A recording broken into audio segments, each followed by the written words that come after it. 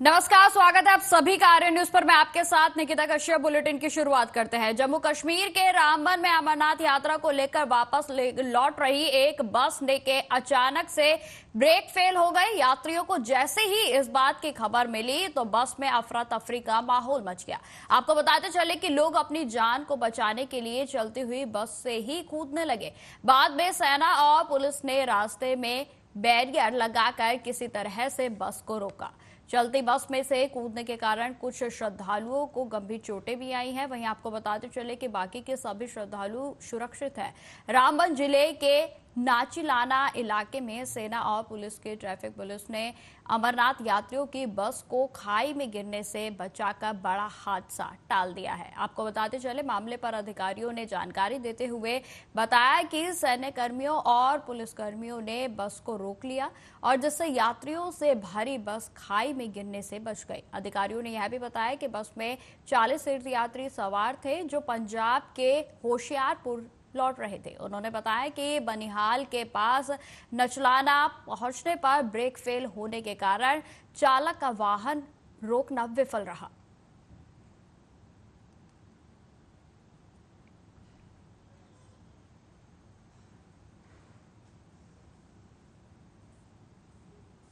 सुरक्षा बलों ने लश्कर-ए-तैयबा और इससे जुड़े संगठन टीआरएफ के आतंकवादियों के एक सहयोगी को जम्मू कश्मीर के बारामूला जिले से गिरफ्तार कर आतंकी हमले की साजिश को नाकाम कर दिया है। आपको बताते चले पुलिस ने बताया कि पकड़ा गया आतंकियों का सहयोगी बारामूला शहर में आतंकवादी हमले को अंजाम देने की साजिश रच रहा था और उसने यह भी बताया कि उसके पास एक पिस्टल, एक मैगजीन, 3 हथगोले बरामद किए गए हैं। आरोपी व्यक्ति की पहचान डेंजरपोरा शेरी के शाकिर अहमद लोन के रूप में की गई है। वहीं आपको बताते चले कि एक पुलिस प्रवक्ता ने मामले पर जानकारी देते हुए यह भी बताया है कि बारामूला में पुलिस ने सुरक्षा बलों के साथ मिलकर प्रतिबंधित आतंकी संगठन लश्कर-ए-टीआरएफ से जुड़े आतंकियों के एक सहयोगी को गिरफ्तार किया है और उसके कब्जे से आपत्तिजनक सामग्री, हथियार और गोला बारूद को भी बरामद किया गया।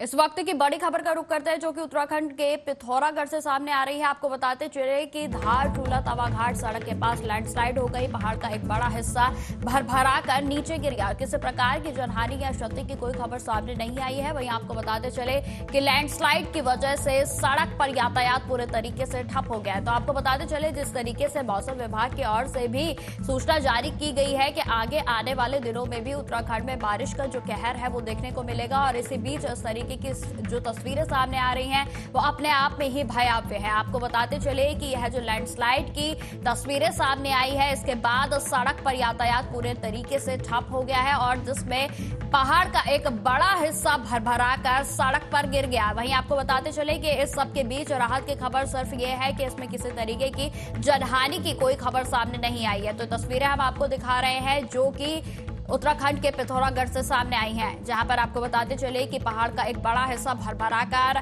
सड़क पर जा गिरा और जिसकी वजह से आवागमन पूरे तरीके से ठप हो गया है। ये तस्वीरें हम आपको उत्तराखंड के पिथौरागढ़ की दिखा रहे हैं जिसमें कि आपको बताते चले कि लगातार सीएम पुष्कर सिंह धामी की ओर से भी यही सलाह दी गई है कि जिस तरीके से अब आने वाले दिनों में उत्तराखंड की और जो बड़े पैमाने पर जो तीर्थयात्री हैं वो पहुंचेंगे तो इसको लेकर आपको बताते चले कि अब मौसम विभाग की ओर से भी चेतावनी जारी कर दी गई है कि आने वाले और दिनों में जो है भारी बारिश की आशंका जताई गई है और इसको देखते हुए लैंडस्लाइड की भी चेतावनी दी गई है। क्योंकि आपको बता दें कि लैंडस्लाइड जिस तरीके से होती है तो उससे यातायात पर भारी असर पड़ता है क्योंकि ये जो सड़कें होती हैं वो पूरे तरीके से बाधित हो जाती हैं और जिनको सुचारू रूप से चलाने में भी समय लगता है। तो इस वक्त की हम आपको ये बड़ी खबर बता रहे हैं जो कि पिथौरागढ़ से सामने आ रही है, जहां पर उत्तराखंड के पिथौरागढ़ में लैंडस्लाइड हो गई और जिसके चलते सड़क पूरे तरीके से बाधित हो गई है, यातायात पूरे तरीके से बाधित हो गया है। वही आपको बताते चले कि जैसे ही प्रशासन को इसकी खबर लगी, प्रशासन की ओर से सड़क को साफ करने का कार्य भी शुरू कर दिया गया है।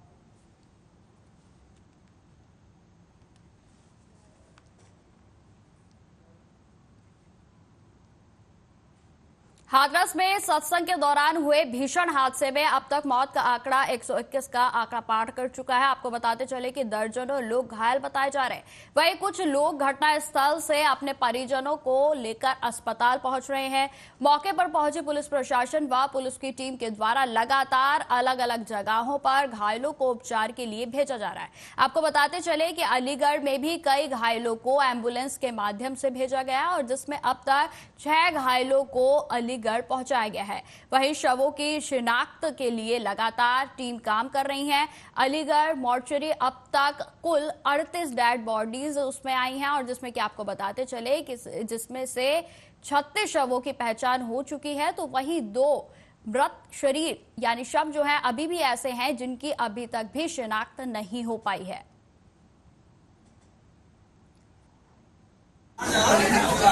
इसमें एक एफआईआर दर्ज की जा रही है थाना सिकंदराव पे। उसके अलावा आदरणीय मुख्यमंत्री जी ने एडीजी आगरा जोन की अध्यक्षता में एक जांच समिति का गठन किया है, जिसको अविलंब अपनी रिपोर्ट देने के लिए कहा है। एडीजी जोन आगरा मौके पे पहुंच चुकी थी शाम 9 बजे ही और वो जांच उसकी कर रही है। जांच का विषय यही होगा कि कितने लोगों की अनुमति दी गई, क्या उसके लिए प्रॉपर प्रबंध थे कि नहीं, अनुमति से कितने ज्यादा लोग थे, ये आंकड़े अभी हमारे पास नहीं है। 80,000 की बता रहे हैं ये, हाँ बता रहे हैं अभी, ये जांच का विषय है, इसलिए जब स्पष्ट मैं कागज पे देखूं तब मैं आपको स्पष्ट बताऊं। लेकिन किसी भी तरीके से ऐसी घटना होना गलत है। जो उसके लिए दोषी हैं, आयोजक, मजिस्ट्रेट, पुलिस, कोई और संस्था, उनके खिलाफ कार्रवाई जरूर की जाएगी और साथ साथ भविष्य में ऐसे आयोजनों के लिए हमारा प्रक्रिया क्या हो, एसओपी क्या हो, ये निर्धारित होगी ताकि ऐसी कोई घटना दोबारा ना हो। पता नहीं ये सब समापन, हाँ जगह कम थी और जब समापन और हो गया समापन तो सारी भीड़ एकदम सर राख पड़ी। वो ऐसे एक के ऊपर लद पद गिरते चले गए। हम आए फरीदाबाद से, ओल्ड फरीदाबाद है। हाँ, तो आपके कितने मेंबर साथ में थे आपके? सब 80 नंबर आदमी है बस में। और तो सब हिंगे हमारे साथ ही। एक इसकी बेटी खत्म हो गई, हाँ अभी मिली नहीं है वो बेटी। हाँ, इनकी हालत कैसे है? और हालत तो इनकी सही है, वैसे बोल रही है सब बात है। हाँ, इसी खबर पर अधिक जानकारी के साथ संवाददाता सैजी सिद्दीकी हमारे साथ जुड़ गए। तो सैजी, जिस तरीके से हालात जो है, ये तस्वीरें सामने आ रही हैं, बेहद ही भयावह हैं। वहीं अलीगढ़ की बात की जाए तो 6 लोगों की जो शव है वो अब माफ कीजिए 6 लोगों का जो उपचार है वो चल रहा है। इसको लेकर क्या कुछ ताजा अपडेट है आपके पास? निकिता बता दूं, जैसे ये हादसा की घटना सिकंदराव में हुई थी, उसको जैसी घटना है उसके बाद अलीगढ़ को हाई अलर्ट में कर दिया। तो जेएनएमसी मेडिकल कॉलेज की बात की जाए तो दीनदयाल हॉस्पिटल की बात की जाए, जिला मलकानगिरी की बात किया है, हर जगह हाई अलर्ट कर दिया गया, डॉक्टर को लगा दिया गया, ऑक्सीजन की व्यवस्था पूरी कर ली गई। जैसी देर रात होती रही तो वहां से जो हादसे के शिकार लोग हैं, जैसे डेड बॉडी हुई और जो से बीमार थे उनको लाया गया, उनको उपचार हेतु उपचार दिया गया। वही बात कही जाए तो अलीगढ़ में 38 डेड बॉडी आई हुई थी, जिसमें 38 में से 37 डेड बॉडियों का पोस्टमार्टम रात को ही भेज दिया था। बॉडियों को पोस्टमार्टम रात से चालू था और दिन तक वो पोस्टमार्टम कर लिया। इसमें एक डेड बॉडी की अभी शिनाख्त नहीं हो पाई है, वो डेड बॉडी वहीं रखी हुई। जैसे उसकी शिनाख्त हो जाएगी उसको भी डेड बॉडी का पोस्टमार्टम करके परिजनों को दे दिया जाएगा। वहीं जो बीमार है उनकी बात कही जाए तो उनका इलाज सही पर चल रहा है। पूरा आला अधिकारी मौके पर मौजूद है। ये बहुत भयानक घटना थी हाथरस के सत्संग के दौरान। इतनी बड़ी घटना कैसे हुई, कहीं ना कोई इसकी जिम्मेदारी कोई ना कोई तो लेगा। जी शैजी, जिस तरीके से बिल्कुल शैजी, जिस तरीके से जो शवों को तांता अस्पताल में लगा हुआ है, इसको लेकर अस्पताल की ओर से किस तरीके के सुविधाएं जो है वो उपलब्ध कराई जा रही है, क्योंकि संख्या बहुत ज्यादा है?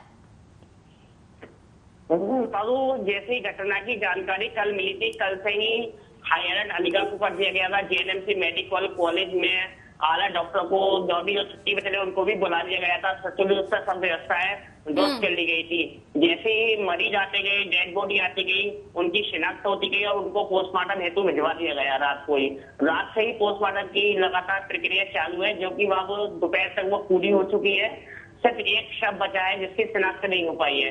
जैसे ही उसकी भी शिनाख्त हो जाएगी उसको ही परिवार को सौंप दिया। बाकी सारी जितनी भी डेड बॉडियां हैं सबकी शिनाख्त हो चुकी है और परिवारों को सौंपने की तैयारी की जा रही है। जी शैजी, अगर बात की जाए तो कितने परिवारों को अभी तक डेड बॉडीज जो हैं वो सौंप दी गई हैं? जितना मैंने बताया तो आपको 37 डेड बॉडी जो है वो उनकी शिनाख्त हो चुकी है। 37 डेड बॉडी को पोस्टमार्टम हो चुका है। उनके परिवारों को एक एक करके दिया जा रहा है। एक सिर्फ डेड बॉडी रह गई है जिसकी शिनाख्त नहीं हो पाई है। जैसे उसकी शिनाख्त होती है उसको भी परिवार को सौंप दिया जाएगा पोस्टमार्टम कराकर। ठीक है सर जी, तमाम जानकारी के लिए आपका बहुत बहुत धन्यवाद। खबरों में आगे बढ़ते हैं। प्रधानमंत्री नरेंद्र मोदी के राहुल गांधी पर दिए गए बयान को लेकर शिवसेना यानी यूपीटी नेता संजय राउत की प्रतिक्रिया सामने आई है। आपको बताते चले कि राज्यसभा सांसद राउत ने कहा कि जैसे प्रधानमंत्री नरेंद्र मोदी प्रधानमंत्री हैं, वैसे ही राहुल गांधी विपक्ष के नेता हैं। प्रधानमंत्री विपक्ष के नेता का सम्मान नहीं करेंगे और इस प्रकार की भाषा का इस्तेमाल करते हैं। हम इसलिए ये कहते हैं कि संविधान खतरे में है और मोदी शाह संविधान के हत्यारे हैं। आगे उन्होंने क्या कुछ कहा, आप सुनिए। देखिए, अगर प्रधानमंत्री की भाषा अब भी बदलती नहीं, उसमें कोई बदलाव नहीं आता है, तो जनता ने जो उनको सबक सिखाया है लोकसभा चुनाव में, उनसे उसने कोई सीखा नहीं। राहुल गांधी जी देश के विरोधी पक्ष नेता, लीडर ऑफ अपोजिशन है, नेता प्रतिपक्ष है। वो संवैधानिक पद पर बैठे हैं, संविधान ने उनको अधिकार दिया है, इसलिए बैठे हैं। जैसे आप प्रधानमंत्री हो वैसे हो लीडर ऑफ अपोजिशन है। अगर प्रधानमंत्री लीडर ऑफ अपोजिशन का सम्मान नहीं करते, इस प्रकार का भाषा का इस्तेमाल करेंगे, तो इसलिए तो हम कहते हैं कि संविधान खतरे में है और मोदी जी और शाह जी संविधान के हत्यारे हैं। राहुल गांधी जी विरोधी लीडर ऑफ अपोजिशन है, उनकी बात का प्रतिवाद कर सकते हो। अगर उनकी बाल बुद्धि है तो आपकी बुद्धि क्या है? आप क्या बुद्धि का अजीर्ण हो गया क्या? ज्यादा ही बुद्धि हो गया क्या आपकी? जनता ने आपको सबक सिखाया है, आपका बहुमत आपने गंवाया है और उसके लिए राहुल गांधी जिम्मेदार है। इसलिए आप उनकी उत्तर प्रदेश के रायबरेली में बेखौफ दबंगों ने एक युवक की जूते व बेल्ट से जमकर पिटाई की। वहीं आपको बताते चले कि पिटाई करने का वीडियो सोशल मीडिया पर अब जमकर वायरल हो रहा है। युवक ने अपने अन्य साथियों के साथ मिलकर इस घटना को अंजाम दिया, जिसमें कि आपको बताते चले कि मौके पर दर्जन से अधिक लोग मौजूद हैं, लेकिन किसी ने भी युवक की मदद नहीं की।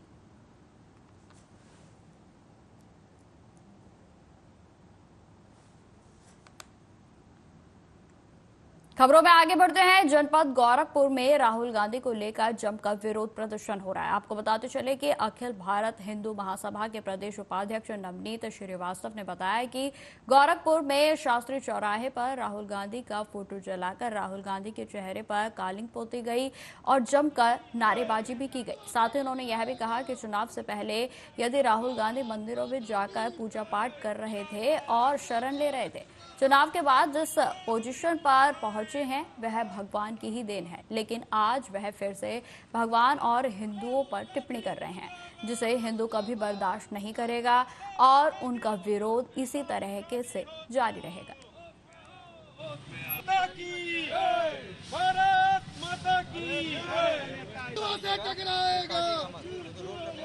भारत माता की मामला है संसद में उन्होंने हिंदुओं को हिंसक कहा है। यदि हिंदू हिंसक होता तो इतने आक्रांता है और चलेगा शान से यहाँ के धन संपत्ति को लूट करके। राहुल गांधी भी किसकी पैदावार है, उनका डीएनए टेस्ट होना चाहिए कि वास्तव में वह क्रिश्चियन है, मुस्लिम है या हिंदू हैं। और हिंदुओं का अपमान कतई नहीं बर्दाश्त करेगा कोई भी हिंदू।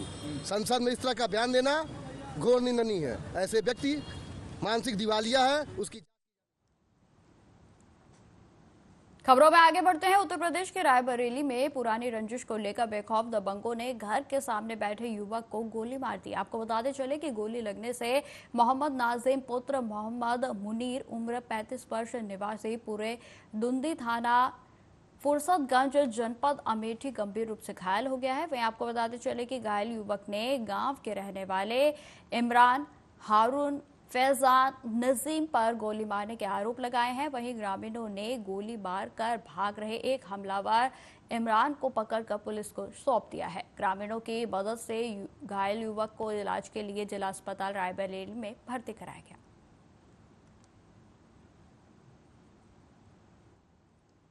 इनको जो पुरानी रंजिश के चलते नाजिम को जो है इमरान, फैजान, हारून और नसीम, 4 लोगों ने गोली मारा।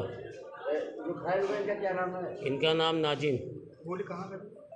गोली जो सीने में मार रहे थे, लेकिन ये भागे तो पैर पे लगी। और पुलिस को सूचना दे दिया आपने? जी, कोई पकड़ा भी गया है कि? इमरान पकड़ा गया सर। एक मोहम्मद नाजिम नाम का व्यक्ति जो 108 एम्बुलेंस के द्वारा लाया गया था, जो कि CSC फुर्सतगंज से रेफ़र किया गया था पेशेंट।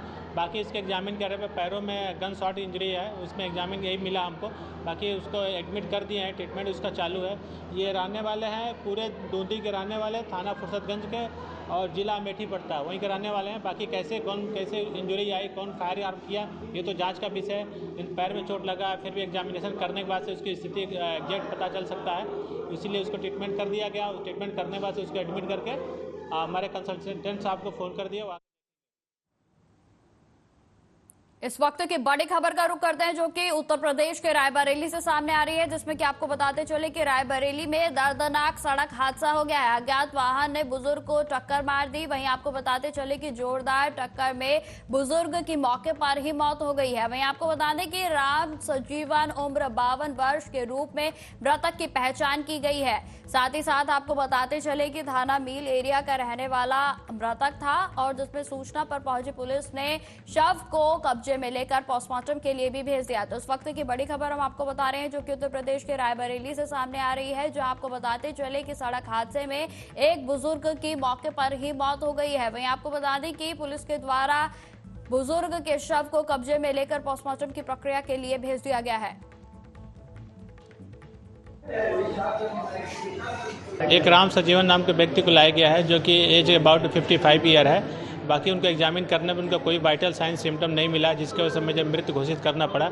उसके बॉडी पे, सर पे चोटें थी, कई जगह एक्सीडेंटल का उससे इंजरी कई जगह थी। अटेंडेंट द्वारा ये पता चला एक्सीडेंट हो गया था, और वो मृत अवस्था में लाया गया। बाकी उनके बॉडी को मैंने मर्चुरी में रख दिया गया पोस्टमार्टम के लिए। ये कैसे हुआ,